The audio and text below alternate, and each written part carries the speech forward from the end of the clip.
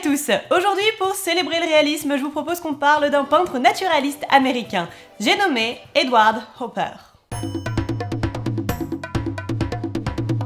Hopper aime faire de la peinture dans son coin, sans se laisser influencer par les autres mouvements artistiques qui gravitent autour de lui. Il est même carrément un peu hostile envers les avant-gardes européennes du XXe siècle. Et pourtant de tous les côtés, on l'adule. Les expressionnistes abstraits de la côte Est, les partisans du pop art de la côte Ouest, tous l'aiment, sans que cela ne soit jamais vraiment réciproque. Mais qui peut se dire vraiment imperméable à toute influence? Car à bien y regarder, l'iconographie urbaine de Hopper, qui laisse de côté les grands buildings, rappelle bien quelque chose. Alors oui, on pense bien sûr au décor de théâtre, mais on pense aussi et surtout à la peinture métaphysique de Giorgio de Chirico. Après, la grande force de Hopper, ce n'est pas tant son iconographie, même si ok, son iconographie est très cool, que son sens du réalisme. Il définit l'image non pas par un trait incisif et propre, mais par une définition rapide des éléments figuratifs. En gros, si certains de ses compatriotes donnent dans le réalisme de précision, lui préfère le réalisme d'ambiance.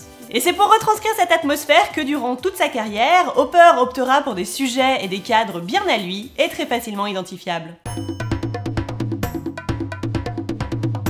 Hopper aime faire de la peinture dans son coin, de la peinture sans personne. Il dira « Je crois que l'humain m'est étranger. Ce que j'ai cherché à peindre, ce ne sont ni les grimaces ni les gestes des gens. Non, ce que j'ai vraiment cherché à peindre, c'est la lumière du soleil sur la façade d'une maison. » Pourtant, comment peut-on peindre l'espace urbain sans représenter ceux qui le peuplent? Pour Hopper, cela n'a rien de paradoxal, puisque son but est de fixer sur la toile ce moment où la réalité urbaine bascule dans l'absence de vie. Ce moment qui, pour lui, correspond à la fois à un vide physique et psychologique. Du coup, les personnes sont absentes, ou bien elles sont immobiles et méditatives.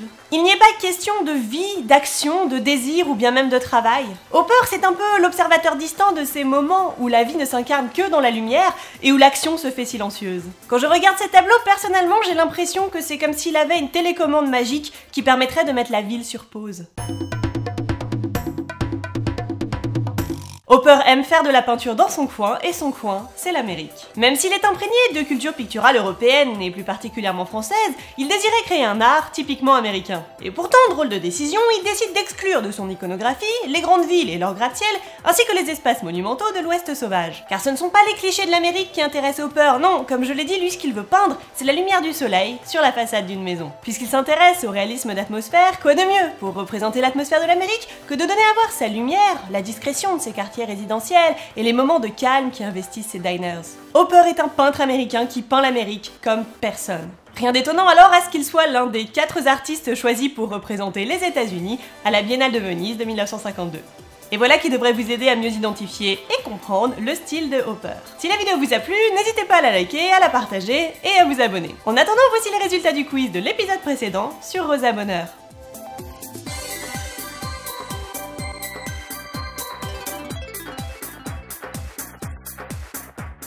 Et on enchaîne directement avec le quiz sur Edward Hopper. Essayez d'identifier laquelle de ces 4 toiles il a peintes.